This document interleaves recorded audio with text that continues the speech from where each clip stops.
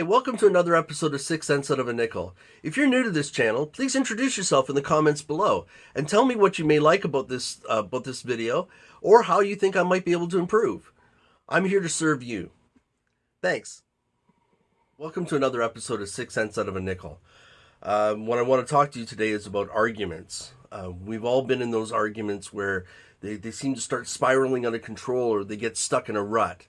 Where you're just basically running around in circles. No matter how you go about it, you can't seem to make any headway or progress in the conversation anymore. And that's what I want to help you out with today. I want to help you out with some ideas to help get an argument or a conversation or discussion kick-started again instead of going around in circles or being stuck in some kind of a weird rut. Now, the first thing I want to say is if an argument or a discussion begins to turn violent or looks like it's going to turn violent, don't continue the conversation. Get out of there. Get to a safe space where you know you're not going to be threatened by this person anymore. And if necessary, call the appropriate authorities and have things like that dealt with. There's really no place for violence in a conversation or a disagreement. If you can't have that disagreement without violence erupting, it's just not worth having it. I also want to mention a few safety precautions that you might want to use when you're in a heated discussion. First of all, be aware of your surroundings. Keep a safe distance from the person you're arguing with, so that you're not going to get hit by anything if it does happen to turn violent. And just be aware of what's around you. Be aware of where the exits are. Be aware of your escape routes. Just be aware of everything that's going on in your immediate vicinity. Now, that being said, you're in an argument or a disagreement. You're safe. There's no violence going on. We can continue with these tips and tricks. They're not all going to work, and they don't work all the time. But you have to kind of try each one out and know who it is you're arguing with in order to really get the best benefit from them. These are in no particular order, and you can use them at any point in the conversation or use multiples of them. Now, one thing to remember when people have an argument, it usually doesn't come out of nowhere. Usually there's a little bit of forethought put into it. And something the person who's getting unreasonable will have done is they will have already established the tone of the conversation in their heads, and sometimes even the dialogue in their heads. So they know where this argument is going, and they're going to drag you there kicking and screaming, regardless of what kind of sense you make or what kind of facts you point out. It doesn't matter. They just want to drag you kicking and screaming into the argument a lot of times. So when that happens, you have to do what's called a state break. You have to break their state and do something unexpected so that their pattern is interrupted. If you break their state, then you change the pattern of the conversation, and you can start to direct the conversation in a way that's maybe a little bit more civil and reasonable. I first want to talk about changing the tone, the speed, or the volume of your speech. Sometimes if you're dealing with somebody who's really talking fast, sometimes you want to talk fast to match their speed, to let them know you can keep up with them.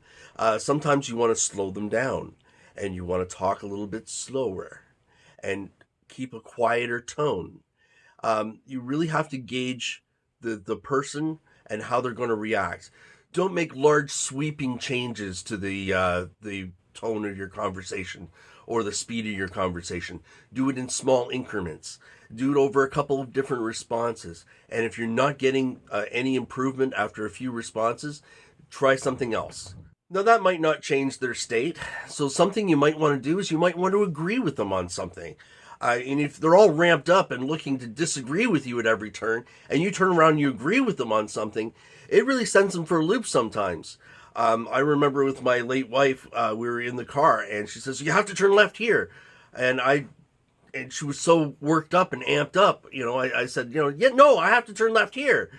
And then she said, "No, you have to turn left here." We're saying the same thing. So eventually I pointed out to her, it's like, why are we arguing? We're saying the same thing.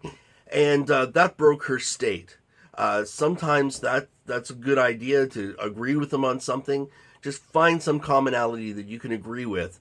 And sometimes that's enough all by itself to kind of like, well, they agree with me. I don't really need to argue as hard. And it may change the whole course of the conversation. You can ask them to demonstrate their point with a demonstration, if that's something that you're arguing about. Sometimes people argue over process or cause and effect, and a good way to get a handle on that conversation is to ask them to demonstrate their point. You can use a physical demonstration, use a thought experiment to demonstrate, but the idea is to get them to think their own point out. And sometimes it might make sense. It might make something click, and then you can understand them better. And sometimes they can understand you better by realizing in a very real way that it's not possible to do the things that you're being asked to do in the way that you're asked to do it, or it's not efficient, or whatever point it is you're trying to make. Sometimes people say contradictory things in a conversation, and it's sometimes hard to follow the conversations. Like, 2 minutes ago you said this, now you're saying this. So it's hard to kind of argue against it or to keep up with it sometimes. So sometimes it's really useful to add something that clearly demonstrates you don't understand. So usually the more obvious it is, the better. And if you don't understand, then ask them to start from the beginning and explain, because you got lost. There's no shame in actually kind of playing dumb or whatever in order to clarify the point. Sometimes they don't even realize they just got lost in the weeds and they're saying two different things about the same topic. If it's a particularly long conversation or disagreement, sometimes changing the topic just slightly will be enough to kind of break away from the conversation enough to be able to reset it. Simple things like, hey, look, I'm a little thirsty. You want a glass of water? I'm going to get myself a glass of water, and we'll continue talking. And sometimes that provides enough of a state break or enough of a pause in the conversation in order to really make a difference. And then when you rejoin the conversation, even though it's only been 2 minutes, everyone's a little bit more fresh-minded and a little bit more able to think clearly. And remember, logic and reason aren't always part of the argument. You could have a valid point, the other person can have a valid point, but you're not going to meet in the middle, because it's not always about the topic at hand. Sometimes there is something in the background that's actually affecting the way that this topic is being discussed.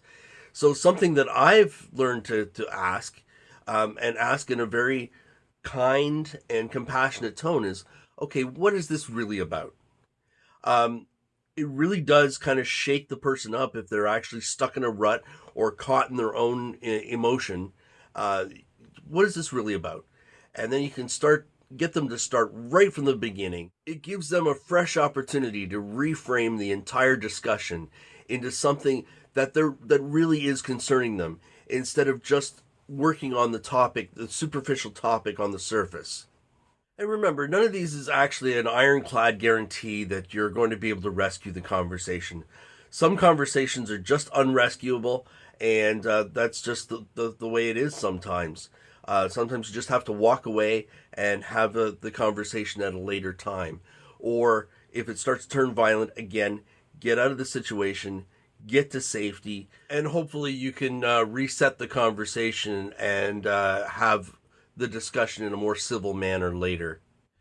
Anyhow, that's all I have for today. I hope you can use one of these methods in an actual conversation, and it can make a difference in turning the tide of a conversation that's leaning out of control into something that you can find a really good resolution to.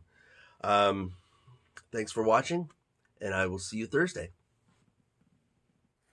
If you found this video helpful, please like, share, subscribe, and ring that bell for more content.